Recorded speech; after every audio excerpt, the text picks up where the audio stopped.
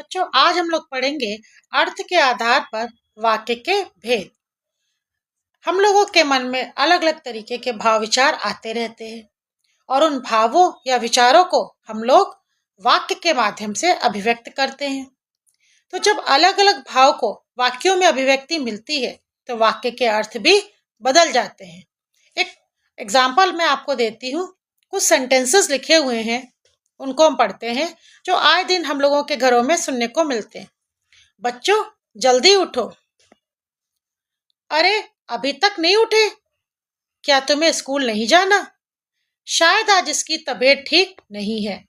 अगर इन चार वाक्यों को देखें, बच्चों जल्दी उठो, इसमें इस वाक्य का जो भाव है, इसमें निर्देश का भाव है।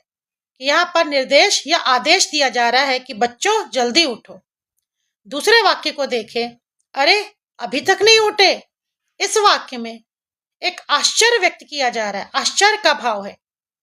तीसरे वाक्य में, क्या तुम्हें स्कूल नहीं जाना? यहाँ पर मन में एक प्रश्न उठ रहा है, जिज्ञासा हो रही है जानने की कि क्या तुम्हें स्कूल नहीं जाना। तो यहाँ प्रश्न पूछ लिया गया उस जिज्ञासा को शांत करने के लिए, क्या तुम्हें स्कूल नहीं जाना? प्रश्न पूछकर ये जिज्ञासा शांत कर रहे हैं।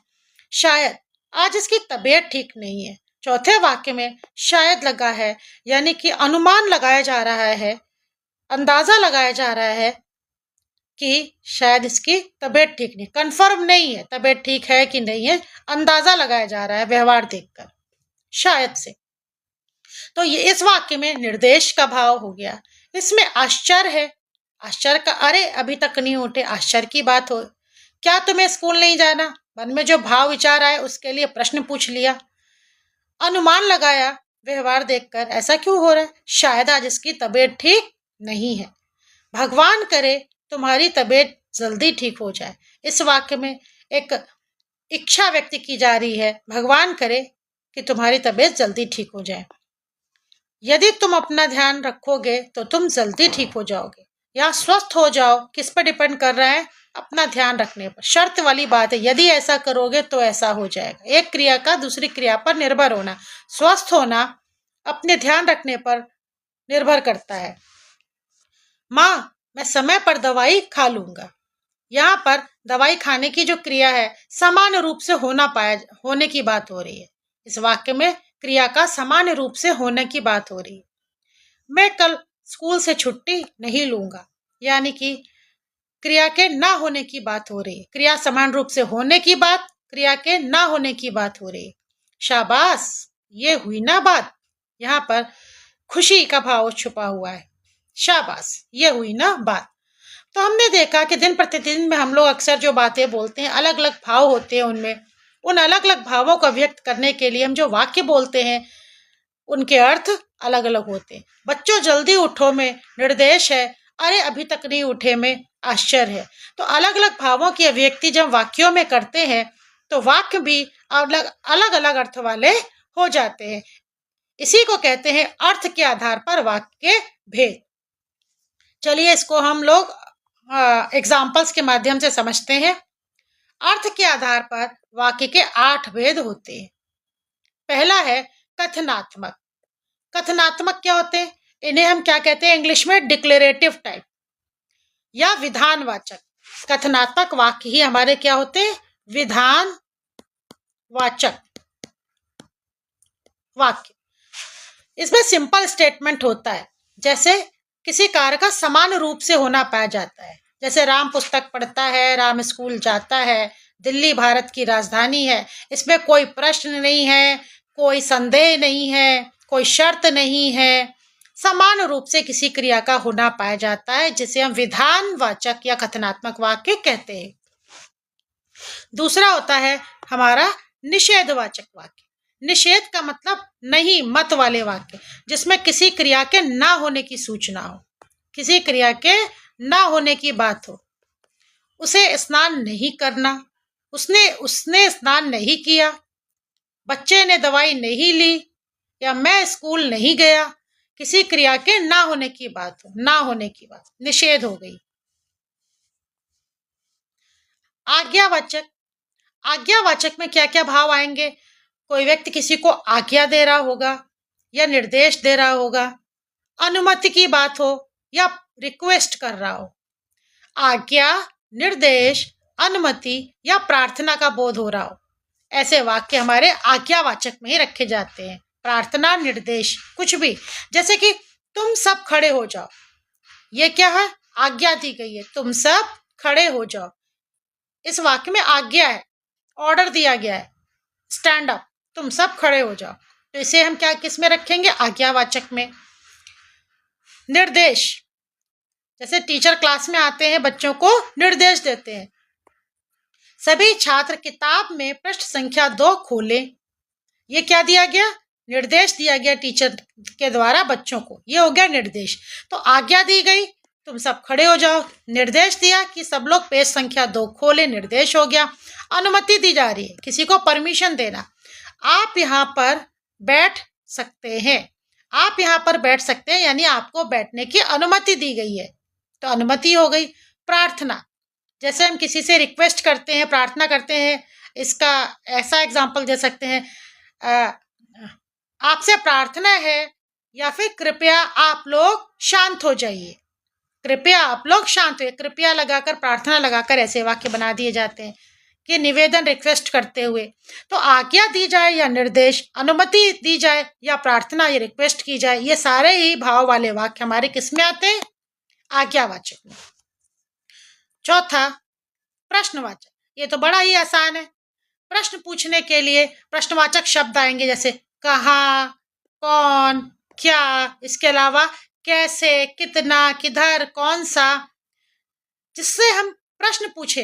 प्रश्न पूछने के लिए, और इसके अंत में प्रश्नवाचक चिन्ह जरूर लगा होगा। पहली बात, प्रश्नवाचक शब्द आएंगे, का, कहाँ, कहाँ, कौन, क्या, कैसे, कितना, किधर आदि प्रश्नवाचक शब्द होंगे। तो प्रश्नवाचक शब्द हो, प्रश्नवाचक शब्द और वाक्य के अंत में क्वेश्चन मार्क, ये इसकी पहचान होती है। प्रश्नवाचक हो गए। विस्मय, विस्मय वाली बातें हो जाए जब अचानक मन में कोई फीलिंग उठती है, चाहे वो सुख वाले भाव हो, खुशी के हो, दुख के हो, किसी से तिरस्कार, घृणा के हो, या कोई आश्चर्य का भाव हो। भाव कई तरीके के हो सकते हैं। अचानक से जब मन में कोई भाव उठे, खुशी का, दुख का, आश्चर्य का, तिरस्कार का, कोई भी भाव जो अचानक से आता है, ऐसे भाव वाले जो वाक्य होते हैं वो विस्मयवाचक वाक्य कहलाते हैं। जैसे आहा, कितनी सुंदर जगह है, मतलब आहा यहाँ पर आश्चर्य से कह रहा है, कोई ऐसी जगह पहुंच गया कि उसने उससे सुंदर जगह नहीं देखी, उसके मुंह से आश्चर्यचकित हो गया देखकर वो, और मुंह से निकला आहा कितनी सुंदर जगह है। और इसमें ये सिंबल जरूर लगा होता है ऐसे वाक्यों में, विस्मयवाचक।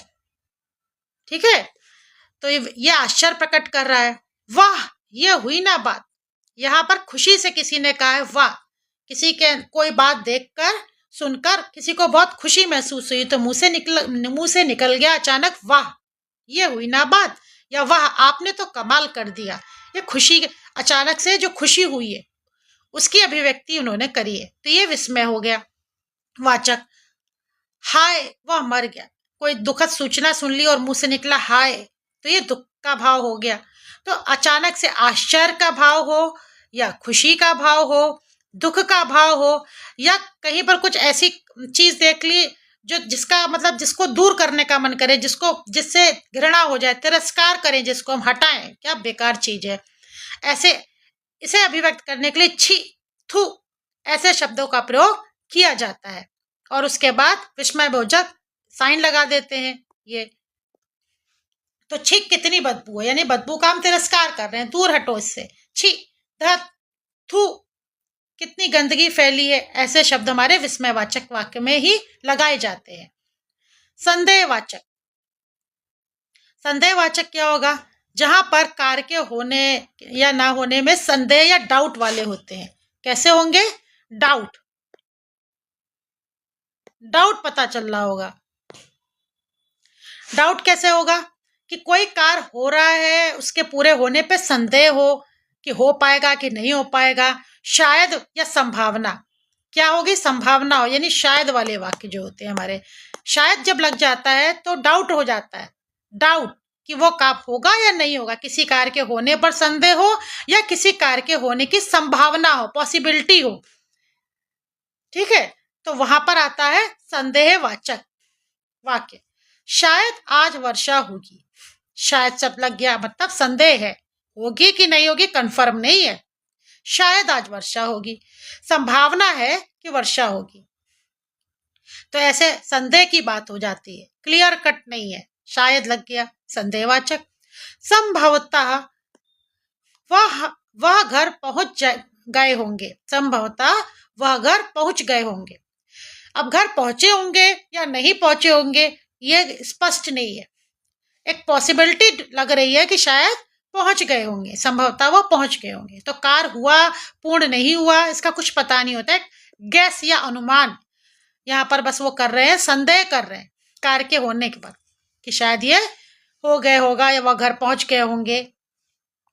तो संदेह वाले सेंटेंस होंगे ये संदेहवाचक। संकेतवाचक में क्या होगा, एक कार्य की निर्भरता दूसरे पर होती है, मतलब अक्सर इसमें शर्त वाले वाक्य आते हैं कि क्या होते हैं, शर्त लगी होती है इसमें, यानी एक कार्य होगा तो दूसरा कार्य होगा, यदि ये करोगे तो वैसा होगा, यदि अगर और तो वाले जो वाक्य होते हैं कंडीशन वाले। तुम बुलाओगे तो मैं अवश्य आऊंगा, यहाँ पर यदि नहीं लगा है लेकिन कंडीशन है, तुम बुलाओगे तो मैं अवश्य आऊंगा, यानी मेरा आना तुम्हारे बुलाने पर निर्भर है। आने की क्रिया किस पर निर्भर है, बुलाने की क्रिया पर। एक क्रिया का होना दूसरी क्रिया पर निर्भर करता है। आना तब, आने की क्रिया कब होगी, जब तुम बुलाने की क्रिया करोगे। तो जब एक क्रिया की निर्भरता दूसरे पर होती है या शर्त प्रकट कर रहा हो, यदि बुलाओगे तो मैं अवश्य आऊंगा, तो इस तरीके का जब भाव अभिव्यक्त हो वाक्य में तो वो क्या होता है, संकेतवाचक हो जाते हैं, यानी शर्त बोधक भी कह सकते हैं मैंने, शर्त वाले। लास्ट में इच्छावाचक। वक्ता की इच्छा चाहे स्वयं के लिए हो या दूसरे के लिए। इच्छावाचक वाक्य वे होते हैं जिसमें इच्छा कर रहा हो, स्पीकर या वक्ता या जो बोल रहा है उसकी इच्छा प्रकट होती है, और वह इच्छा अपने लिए भी कर सकता है। जैसे कि कोई अपने लिए भी तो भगवान से प्रार्थना कर सकता है, इच्छा रख सकता है, मेरी इच्छा है या काश मैं इस बार एग्जाम में प्रथम आऊं। ये वक्ता की, स्पीकर की या बोलने वाले की स्वयं के लिए, अब स्वयं की अच्छाई के लिए कुछ भगवान से मांग रहा है, वो उसकी स्वयं के लिए इच्छा है, स्वयं के प्रति अपने अपने अच्छे के लिए ईश्वर से प्रार्थना कर रहा है। तो इच्छा स्वयं के लिए भी होती है, या किसी दूसरे के भला करने के लिए भी भगवान से प्रार्थना कर रहा है, भगवान करे उसकी उम्र लंबी हो, भगवान करे मेरे मित्र को जल्दी सफलता मिले। यहाँ पर वो अपने मित्र की अच्छाई के लिए इच्छा व्यक्त कर रहा है। तो इच्छावाचक वाक्य में दोनों ही तरीके के वाक्य आते हैं, स्वयं के लिए और दूसरे के लिए भी इच्छा व्यक्त की जाए।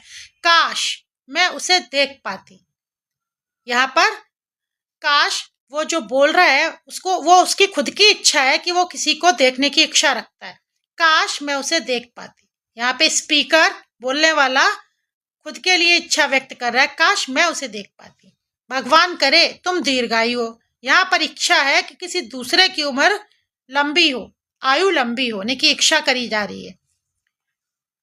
तुम्हें जन्मदिन की शुभकामना, आप किसी को बर्थडे विश करते हो तो ये आपकी इच्छा है ना कि आप दूसरे को विश कर रहे हो, तो ये इच्छावाचक में शुभकामनाएं देना ये भी हमारी इच्छा पर निर्भर होता है।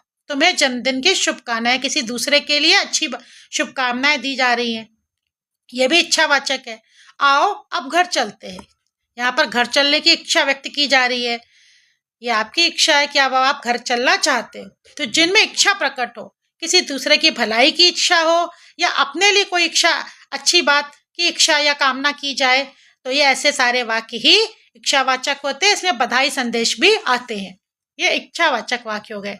तो इस प्रकार से हमने देखा कि अर्थ के आधार पर वाक्य के 8 भेद होते हैं, उनके एग्जाम्पल्स कर लिए, और आशा है कि आप लोगों को ये सारे वाक्य अच्छे से समझ में आ गए होंगे। तो हमने इन 8 प्रकार के भेदों को अच्छी से इस वीडियो में समझ लिया है। Thank you.